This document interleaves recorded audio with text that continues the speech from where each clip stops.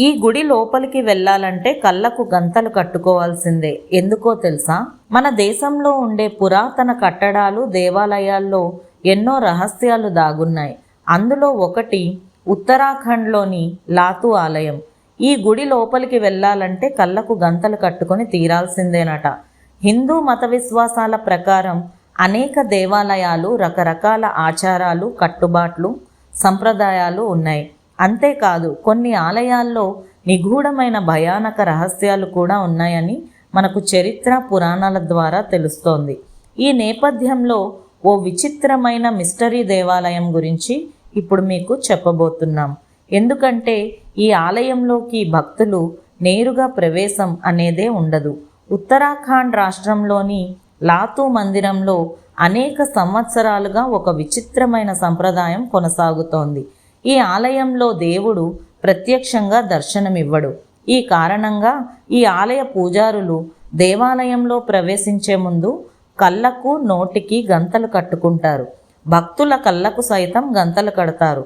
ఈ సందర్భంగా ఈ ఆలయంలోని రహస్యాలేంటి, లాతూ దేవాలయ చరిత్ర, విశిష్టతలేంటో ఇప్పుడు తెలుసుకుందాం. ఉత్తరాఖండ్లోని ఓ దేవాలయం, మిస్టరీ టెంపుల్స్లో ఒకటైన లాతూ మందిరం ఉత్తరాఖండ్లోని చమోలి జిల్లాలోని దేవల్ బ్లాక్ అడవిలో ఉంది. ఈ ఆలయంలో లాతూ దేవతను మాత్రమే పూజిస్తారు. స్థానికుల కథనం ప్రకారం ఇక్కడి లాతూ దేవతను ఉత్తరాఖండ్లోని నందాదేవి మతపరమైన సోదరిగా పరిగణిస్తారు. ఆ మాతను ఎంతో భక్తి శ్రద్ధలతో పూజిస్తారు. లాతూ దేవాలయంలో నాగరాజు తన విలువైన రత్నంతో నివసిస్తూ ఉంటాడు. ఏ వ్యక్తి అయినా ఈ రత్నం యొక్క ప్రకాశవంతమైన కాంతిని చూస్తే తను అంధుడు అవుతాడని, అక్కడ ఉన్న అద్భుతాన్ని చూసి కేకలు వేస్తారని చాలామంది నమ్ముతారు. అందుకే ఈ ఆలయంలోకి ప్రవేశించే ముందు పూజారులు తమ భక్తుల కళ్ళకి మరియు నోటికి గంతలు కడతారు. దీనివల్ల రత్నం యొక్క ప్రకాశవంతమైన కాంతి నుంచి భక్తులకు రక్షణ లభిస్తుందని నమ్ముతారు. మన దేశంలోని అనేక దేవాలయాలు ఏడాది పొడవునా దాదాపు అన్ని రోజుల్లో భక్తులకు ప్రవేశానికి అనుమతిస్తాయి.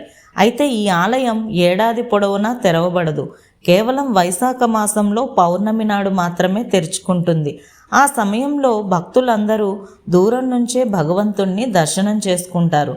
అదేవిధంగా ఆలయ అర్చకులు అందరికీ కళ్ళు మూసి వారు కూడా కళ్ళకు గంతలు కట్టుకొని పూజలు చేస్తారు. ఈ ఆలయంలో విష్ణు సహస్రనామం, భగవతి చండికా స్తోత్రాన్ని తరచూ జపిస్తారు. అమావాస్య రోజున ఈ ఆలయం తలుపులు మూసేస్తారు. ఎన్నో మిస్టరీలు ఉండే ఈ ఆలయాన్ని చేరుకోవాలంటే ఢిల్లీ నుంచి బస్సులో దేవదర్శన బస్సులను ఎక్కాలి. రిషికేశ్ మీదుగా దాదాపు 465 కిలోమీటర్లు ప్రయాణించాలి.